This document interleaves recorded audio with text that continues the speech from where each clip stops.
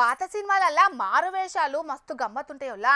ఏ పాత్ర మారువేషం వేసినా ఏషే మనం గుర్తుపడతాం గాని అది మారువేషం అన్న సంగతి సినిమాల కడమ ఏ పాత్రలు కూడా గుర్తుపట్టాయి. అగో సేమ్ టు సేమ్ అచ్చం అట్లనే ఉన్నదల్లా ఇప్పటి ముఖం చూసి హాజరేసే టెక్నాలజీ కూడా. నెత్తి మీద జుట్టు చెంపలకు గడ్డం తోటి ఫోటో దిగినోళ్ళు ఏదన్నా మొక్కుండో ఇంకేదన్నా అవసరమయ్యో గుండు గీయించుకుంటే ఆ కోనే అన్నట్టే చేస్తున్నది కదా టెక్నాలజీ. చూడుండ్రి ఇంతకి ఏమైందో గిడా. ఆ ఈ ఫోటో చూస్తాండ్రు కదా నొల్ల మాల్వల శ్రీనివాస్ అనే ఈ అన్న ముఖాన్ని జరసేపు అట్లా యాద పెట్టుకోండ్రి. ఇప్పుడు ఇగో ఈడ కనబడే అన్న మొదలు చూసిన అన్న ఒకలా కాదా చెప్పుండ్రొల్ల. ఇక మనకంతగా పరిచయం ఉన్న ఫేస్ కాదు కాబట్టి ఏహే కాదని అంటాం కదా. అదే సొంతూరులో అయితే ఇద్దరు ఒకటేనని పక్కా గుర్తుపట్టి చెప్తారు. కానీ ఉపాధి హామీ పనికాడ ముఖం చూసి హాజరేసే ఫేస్ రికగ్నైజేషన్ యాప్ మాత్రం ఈ అన్నను అసలుకే గుర్తుపట్టలేదోళ్ళు. ఎందుకంటే చెంపలకు గడ్డము నెత్తి మీద జుట్టు ఉన్నప్పుడు మొదటి హాజరు పడ్డట్టున్నది గీ అన్నకు. ఇప్పుడు నున్నగా గుండు గీకించుకునేటాలకు పాత సినిమాలల్లా మారు వేషం వేసిన పాత్రల లెక్కనే అయ్యిందనుకో రాదుండ్రి అన్న పరిస్థితి. మొన్ని నడమనే కొండగట్టుకు పోయి తలనీలాలు ఇచ్చి వచ్చిండట. ఇవాళ కరువు పనికి పోయి పని చేసి హాజరేసుకుందామంటే ఇగో గిరి పరిస్థితి. ఎంత ప్రయత్నం చేసినా ఆ కోన్ హే అన్నట్టే చేసింది మోకాన్ని గుర్తుపట్టి హాజరేసే ఫేస్ రికగ్నైజేషన్ యాప్. ఆఖరుకు చెంపలకింత మూతికింత బొగ్గు రుద్దుకున్నాడు. అట్లా కూడా ప్రయత్నం ఫలించనట్టున్నది. చివరాఖరికి ఇగో ఇట్లా చేసిండ్రు. అప్పుడు పడ్డదట హాజరు. హాగో ఇప్పటిదాకా గుండె ఈ ఎంటికలే నుంచి వచ్చినాయని పరేషాన్ కాకుండ్రోళ్ళు. కొప్పున్నమ్మ కోటి ముడులెత్తదన్న సామెత చెప్పినట్టు పక్కపొంటి ఓ కొప్పున్నమ్మ తన కొసెంటికలను గుండు మీదేసి సాయం చేసిందన్నట్లు ఈ అన్నకు. గంతే పాత సినిమాలల్లా కదా మచ్చుంటే మారు వేషం మచ్చదిత్తే అసలు వేషం అన్నట్టు ఇట్లా గుండు మీద జుట్టు కనబడంగానే అన్న ముఖాన్ని గుర్తుపట్టిందట యాప్. ఆగో అట్లా పడ్డదన్నట్టు హాజరు. పక్కపొంటి అమ్మలక్కలైతే కొద్ది నవ్వుడు కాదల్లో ఈ తతంగం అంతా చూసి. మైబాదు జిల్లా ఇనుగుర్తి మండలం కోమట్పల్లి ఊళ్ళే కరువు పని కాడ జరిగింది ఇట్లా. ఫేస్ రికగ్నైజేషన్ యాప్ చేయంగా కరువు పనికి పోయేటోళ్లకు మస్తు తిప్పలైతాందటనొల్లా. ఇప్పుడు ఫేస్ అనేది మాకు ఫోటోలల్లో రావడం లేదు. ఫోటోలో ఎందుకంటే మేము మొక్కుబళ్ళకని దేవుళ్ళ కాడికి వెళ్తే ఆ గుండు చేపించుకోవడం అవుతుంది, మా మొక్కుబళ్ళు ఒప్పు చెప్పుకోవడం అవుతుంది, ఇదంతా జరుగుతుంది. మేము మొక్కుబడి ఒప్పు చెప్పుచ్చినాక మాకు గుండు ఉన్నది అనే చేత ఏం జరుగుతుందంటే మాకు ఫేసు మేము తిరుపతి మొక్కు ఉపయోగపడడం వల్ల మాకు ఇక్కడ ఉపాధి హామీ పథకం వల్ల మాకు పేరు రావడం వల్ల మేము పోయి పని చేస్తే మా ఫేస్ పడడం అయితే ఫేస్ పడతలేదు. రెక్కాడితేనే డొక్కాడే జీవితాలు మా అందరి. ఏం జరిగిందంటే కేంద్ర ప్రభుత్వం మా ఏలు ముద్దర్లు మా ఫేస్ రికగ్నైజేషన్లు ఇవన్నీ బంద్ చేసి మాకు కేంద్ర ప్రభుత్వం సహాయం చేయాలని దయచేసి కోరుకుంటున్నాం. హాజరు పడితేనే పైసలాయే. గందుకే అధికారులు స్పందించి ఎంటనే ఎసొంటి తిప్పలేం లేకుండా చేయాలని కోరుతున్నారు ఈ ఊరోళ్ళు. ఏదేమైనా ఈ ముచ్చట సంగతి ఎట్లున్నా హాజరు కోసం ఈ అన్నవడ్డ తిప్పలైతే మస్తు గమ్మత్తే ఉన్నది పోండ్రి. మాయమైపోతున్నాడమ్మా మనిషన్నవాడు అని ఎక్కువ మాటలు పాడుకున్నాం గాని మనుషుల మానవత్వం మంచితనం ఇంకా బతికే ఉన్నాయని అప్పుడప్పుడు కొంతమంది నిరూపిస్తూనే ఉన్నారోలా. అసొంటోళ్ళ గురించి 10 మందికి తెలిసేటట్టు చేయాల్సిందే కాబట్టి మన జోర్దార్లకి పట్టుకొచ్చినాం ఈ వార్తను. మరిగా ఆయన గురించి పురాగా తెలుసుకుందాం గాని ముందుగానే అయితే ఆయన సన్మానం చేసింది చూడుండ్రోలా. ఇగో ఈడ పోలీసారు సన్మానం చేస్తున్న తమ్ముని గురించేనుల్లా ముచ్చట. ఈ తమ్ముని పేరు షేక్ వలి. 4వ తరగతి మాత్రమే చదివిండు. కానీ నిజాయితీలో మాత్రం 100కి 100 మార్కులు సాధించిండని మస్తు తారీఫ్ చేసుకుంటా సన్మానం చేస్తున్నారు. మరి ఇక ముచ్చటేందంటే ప్రశాంత్ అనేటైన పని చేస్తున్న ఫార్మసీకి సంబంధించిన 5 లక్షల రూపాయలను బ్యాంకులో డిపాజిట్ చేద్దామని పోతున్నాడట. ఆ పైసలను బ్యాగ్ లో పట్టుకపోతుంటే నడుమిట్లో 2 లక్షల రూపాయలు కింద పడిపోయినాయట. ఇక అదే ఆళ్లకు అటు దిక్కు నుంచి పోతున్న షేక్ వలి అనే ఈ తమ్మునికి ఆ పైసలు దొరికితే అవి పట్టుకొని ఇంటికి పోదామని అనుకోకుండా ఆ పైసలను తీసుకొని నాగోల్ పోలీస్ స్టేషన్ కు పోయి జరిగిన ముచ్చట చెప్పిండట. అంతేనా తమ్మి? నా పేరు షేక్ వలి. జుప్టో రైడర్ ని. నేను ఆర్డర్ తీసుకొని పోతుంటే బల్లగూడ చౌరస్తా దగ్గర 2 లక్షలు దొరికినాయి. పోలీస్ స్టేషన్ లో హ్యాండ్ ఓవర్ చేసిన. అవి కావు పైసలన్నీ నేను ఇచ్చేసిన. పోలీసు వాళ్ళు రివార్డ్ ఇచ్చినారు. అందరూ షాల్వా కప్పి. అది ముచ్చట. పైస కంట్ల పడ్డా 3వ కంటికి తెలియకుండా మాయం చేస్తున్న ఈ రోజులల్లా నిజాయితీగా దొరికిన పైసలను వెనుకకిచ్చినందుకు నాగోలు పోలీసులు సన్మానం చేసి రివార్డు కూడా ఇచ్చిండ్రు. చదువు తక్కువైనా సంస్కారం ఎక్కున్న వలిని పోలీసులంతా తారీఫ్ చేసిండ్రు. ఇక దీని మీద నాగోల్ సిఐ సారు గిట్లా మాట్లాడుకొచ్చిండు. పరాయి సొమ్ము మట్టి బిడ్డలతోని సమానం అనుకొని అందరు ఇట్లనే నిజాయితీగా ఉంటే సమాజంలో ఈ దొంగతనాలు దోపిడీలు అనేటివి జరిగాయి. అసొంటి రోజులు తొందరలోనే రావాలని మన జోర్దార్ తరఫున కూడా కోరుకుంటున్నాం. పబ్లిక్ ఇప్పుడు మా రాముల తాత చేయాలి కదా, మరి పెద్ద మనిషి ఏం వార్త తీసుకొస్తున్నాడో అరుచుకుందాం పాండ్రి. ఓ తాత, ఏం లేయాలి ముచ్చట?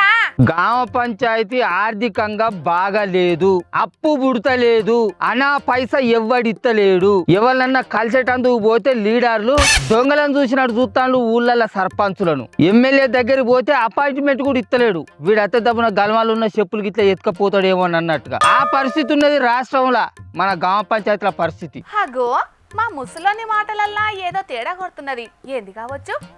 ఓ తాత, ఏందే ఫోన్లలో గంటగనం దండలాడుతున్నావు? నన్ను చంపుతారా మరి మీరు? నన్ను కోసిన ఒక్క రూపాయి వెళ్ళది, మీరే ఎత్తరైనా చదువుకోవాలి. మరి నన్ను ఏం చేయమంటారు? ఊళ్ళో నేను వెళ్ళిపోనా మరి? ఓ తాత, ఇంతకి ఏమైందే చెప్పే? అసలు అన్నకు నీకు నడుమ ఏదన్నా పంచాయతీ గిట్ల అయిందానే? నేను ఇంటికి రాను. నేను ఇంటికి వస్తే ప్రతిరోజు నా ఇంటి ముంగట ఎంతమంది ప్రజలు ఎన్ని రకాల సమస్యలతోటి లైన్లు కడతాలో నువ్వు చూస్తలేవారా? ఒకడేమో సర్పంచ్ సాబు నా ఇంటి ముంగట తంబాలకు లైట్ వెలుగుతలేవు అంటాడు. ఇంకోడేమో సర్పంచ్ సాబు మా వాడకట్టకు మురికాల సాఫ్ చేయవా అంటాడు. ఇంకోడేమో సర్పంచ్ సాబు మా వాడకట్ట తొవ్వ వర్షాకాలం వచ్చిందంటే చేపల చెరువు అవుతుంది, దానికి సీసీ తొవ్వ పోయేవా అని అంటాడు. ఇట్లా ఎంతమంది ఎన్ని రకాల సమస్యలతోటి నా ఇంటి ముంగట లైన్లు కడతాలు నాకు మొర పెట్టుకుంటారు చెప్పు. ఆ సమస్యలు తీర్చకుంటే నేను నన్ను ఊళ్ళో ఉండనిస్తారా? నేను ఏ ముఖం పెట్టుకొని ఊళ్ళోకి రాను చెప్పు? నేను రాను, ఊళ్ళోకి రాను, ఏం చేయను. పరిస్థితి మంచిగా లేదు, నా గతి గట్లున్నది. సర్పంచ్గా గెలిచిన కానించారు ఏనాడన్నా సుఖంగా ఇంత నిద్రపోయినారా ఒక్క రోజు? మరి ఊళ్ళో సర్పంచ్ ఓట్లకు ముంగట అవన్నీ పనులు చేపిస్తా అని ఏతులు ఎందుకు కొట్టినా పెద్ద మనిషి? అప్పుడు తెలియలేదా ఇంత గోసుంటదని? ఓట్లకు ముంగట అంటే గెలిచేటందుకు నోటికి ఏదైతే అదే మాట్లాడినా. అప్పుడు జనాలు కూడా గొర్రెల లెక్క నమ్మిలు, నాకు ఓట్లు గుద్దిళ్ళు గెలిపించారు. ఇప్పుడు నేను సర్పంచ్నైనా, కానీ ఇప్పుడు నిధులు లేవు, వత్తలేవు. నేను ఏం చేయాలి చెప్పు? అరే ఏం చేయాలంటే ఎమ్మెల్యే సభ దగ్గరికన్నా పోయి ఏమన్నా అడగపోయినావా నిధులు? ఎమ్మెల్యే సారు రోలు పోయి రోకలకు చెప్పుకున్నట్టు వాళ్ళ గతి కూడా గట్లనే ఉన్నదట్రా. నిధులు లేవు, అభివృద్ధి లేదు. అసలు మంత్రులు అపాయింట్మెంట్ కూడా ఇస్తలేడు అట్రా. ఇంకా వాళ్ళ దగ్గరికి పోయి నేను నిధులు అడగనా? మన ఎమ్మెల్యే సారే బాధపడతాడు, నిధులు వస్తలేవా ఇస్తనే రావులు అని. అవును, నిజమేనే తాత. చాలా మంది ఎమ్మెల్యేలు మా నియోజకవర్గాల అభివృద్ధికి నిధులు వస్తలేవు, జనాలు మమ్మల్ని అడుగుతున్నారు, వాళ్ళకి మేము ఏం సమాధానం చెప్పాలని మంత్రులను నిలదీస్తున్నారటనే. నిలదీయరా? ఓట్ల ముంగట మేము అది చేస్తాం, ఇది చేస్తాం, ఇందిరమ్మ రాజ్యం తీసుకొస్తాం, ఓ ఆనాటి రోజులను పట్టుకొస్తాం అని చెప్పి అట్లా ఇట్లా అని ఏతులు వచ్చింది. ఇప్పుడు కనీసం గెలిచినాక మురికి కాలువలు సాగు చేస్తాను కన్నా నిధులు పట్టుక రాకపోతే మళ్ళీ ఓట్ల నాటికి జనాలు ఇండ్ల ముంగటికి రానిస్తారా? వాళ్ళేదేమో నువ్వు ఇంటికి మొగాన్ని వస్తలేవుగా మరి. చెప్పుకుంటే ఇజ్జ పోతుంది రా రవీంద్ర, ఏమని చెప్పుకోవాలరా జర సైజు. మరి కాదానే, ఓట్లకు ముంగట నియోజకవర్గాలలో జనాలకు అన్ని పనులు చేపిస్తామని హామీలు ఇచ్చిండ్రు. ఆ పనులు చేయకుంటే మళ్ళీ ఓట్ల నాటికి ఊళ్ళకి రానిస్తారా మీ ఎమ్మెల్యేలను? ఆ సో ఎవరికి ఉండాలి? సర్కారును నడిపే పెద్దలకు ఉండాలి. నన్ను ఘోషణ రూపాయలు అని ముఖ్యమంత్రి సార్ అనవచ్చు. అభివృద్ధి నిధుల కోసానికి ఒత్తిడి చేయొద్దు అని మంత్రులు చెప్పవచ్చు. ఇక ఎమ్మెల్యేలు ఏం చేస్తారు? ఊళ్ళో ఏ ముఖం పెట్టుకొని తిరుగుతా అంటారు చెప్పు? పాపం, చాలా మంది ఎమ్మెల్యేలు గెలిచేటందుకు నియోజకవర్గాలలో మస్తు హామీలు ఇచ్చిండ్లే, కానీ ఇప్పుడు నిధులు రాక అభివృద్ధి చేయలేక కనీసం ఆ ఊళ్ళలో తిరిగే పరిస్థితి కూడా లేదటనే. అరే ఓట్లకు ముంగట ఎన్నో ముచ్చట్లు గప్పాలు వచ్చి సర్పంచ్ గెలిచే నేనే ఊళ్ళో తిరిగే పరిస్థితి లేదు. అధికారంలో ఉండి అభివృద్ధి చేయలేని అధికార పార్టీ ఎమ్మెల్యేల పరిస్థితి ఎట్లుంటుంది చెప్పు? ఊళ్ళో తిరుగుతారా? ఇక ఏమని చెప్పుకుంటారు జనాల దగ్గరికి వచ్చి? సర్కార్ ఖజానా ఖాళీగా ఉన్నదటనే. మరి ఉన్న పథకాలకు పైసలు ఇచ్చుడే కష్టంగా ఉన్నది కాబట్టి ప్రజలకు మీరే అర్థమయ్యేటట్టు చెప్పాలని సర్కార్ పెద్దలు ఎమ్మెల్యేలకు చెప్తున్నారనే గుసగుసలు వినబడుతున్నాయి తాత. అయిపోయింది కానీ పరిస్థితి అయిపోయింది. ఓట్లకు ముంగట నేను వచ్చిన గప్పాలకు ఇప్పుడు అవి నెరవేర్చకపోతే నన్ను ఊళ్ళో ఉండనిచ్చుడు కాదు కదా, నా బట్టలని పొరక చేసి ఊళ్ళో నుంచి తరుగుతారు కావచ్చు. నేను గెలిచేటందుకు నా మీద నిలబడ్డోని ఓ అడ్డం నేను మస్తు మాటలు అన్నా. వాడు లంగా అన్న, దొంగ అన్న, అసలు వాడిని ఊళ్ళో ఉండనిచ్చే అర్హత వానికి లేదని చెప్పి ఇప్పుడు నేనే అసలు పనులు చేయకపోతే, ఇచ్చిన హామీలు నెరవేర్చకపోతే నన్ను ఊళ్ళో ఉండనిచ్చే పరిస్థితి ఉన్నదా? అంతే ఉంటది మరి. అరే సర్కారే ఏనన్నప్పుడు నువ్వైనా సర్పంచ్ ఏం చేస్తావే? ఆ సోయి సర్పంచ్ ఎలక్షన్ ముందు మైక్ పట్టుకొని కప్పాలు కొట్టినప్పుడు తెలవాలి. ఇప్పుడు నిధులు లేవంటే ఎవడు ఊకుంటాడు? అరే నేనేం చేయాలరా? అసలు వాళ్ళకి గతికి లేవంటే కొసరోని నన్నెవడు కానిరా, నాకే నుంచి వస్తాయి చెప్పు నిధులు? శాతగాను సర్పంచ్ ఎందుకు పోటీ చేసినావు, ఎందుకు గెలిచినావు? నిధులు పట్టుకొని రాకపోయినావు అనుకో ఉరికించుకుంటూ కొడతావు ముసలోడా ఏమనుకుంటానో. అరే గట్లంటే ఎట్లనే అన్న, ఊరి జనాలు మీరు కూడా అర్థం చేసుకోవాలి కదనే. రాముల తాత బయలుకైనా చిట్ట ఉన్నావట గీ నాకు రుణమాఫీ కాలే మెల్ల సార్ చెప్పరా అసలుకే సరిలేదు మొగడా అంటే పొయ్యి కిందకి కచ్చలదేనా పిల్లమానడాట వెనకటికి ఇవ్వటం. ఇప్పుడున్న పథకాలకే నిధులు లేవాటరా అని అంటే ఇంకా ఈయన కాట రుణమాఫీ కాలేదట, దాన్ని చేయించవాట. ఈ కొన్ని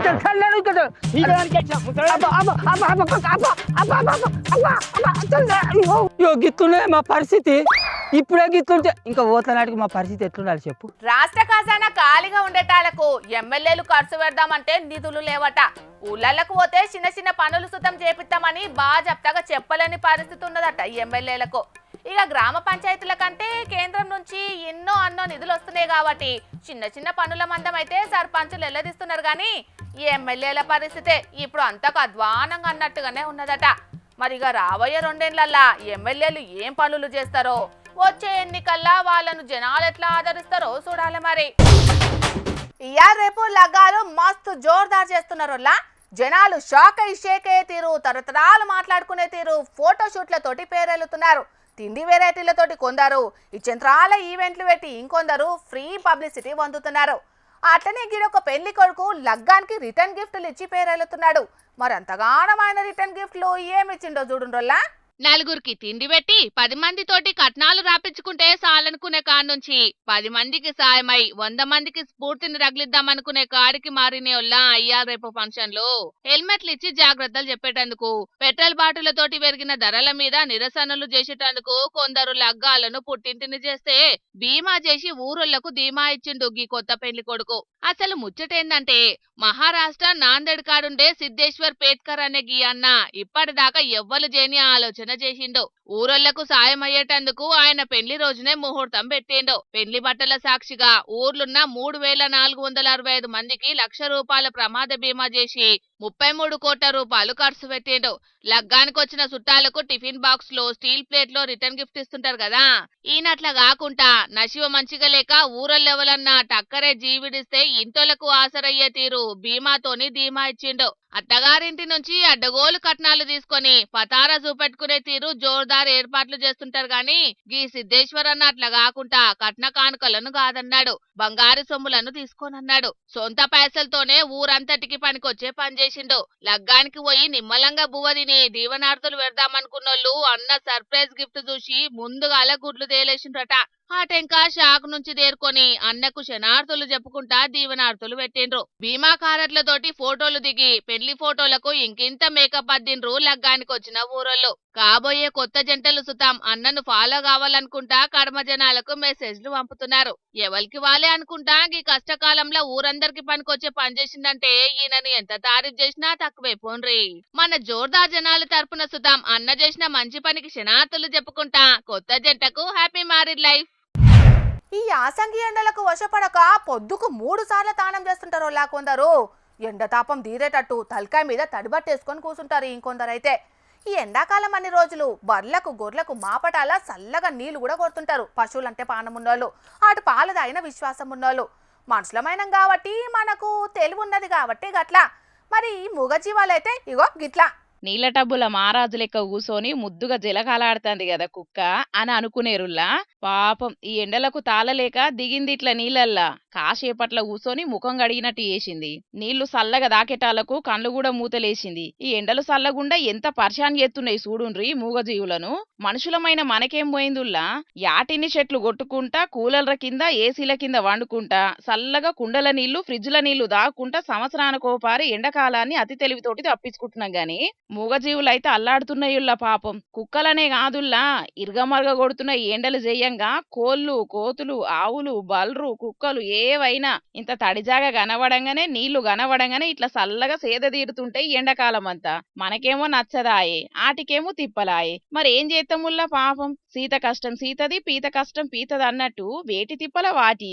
నిజామాబాద్ జిల్లా బాల్కొండ మండలం కిసాన్ నగర్ అనే ఊరు నుంచి గీ వీడియో పంపిను మన విలేకరన్న. కానీ ఈ యాసంగి ఎండలు చేయంగా ఏడ చూసినా గివే తిప్పలు మూగజీవాలై. అందుకే జనాలు ఈ ఎండాకాలం అన్ని దినాలు పంట పొలాల కాడ ఇంటి చుట్టుపక్కల నీళ్ల సౌలత ఏర్పాటు చేసి మూగజీవాలకింత ఆసరగా అండ్రుల్లా. జర మీకు పుణ్యం ఉంటది గాని పెడతారు కదా మర్చిపోకుండా.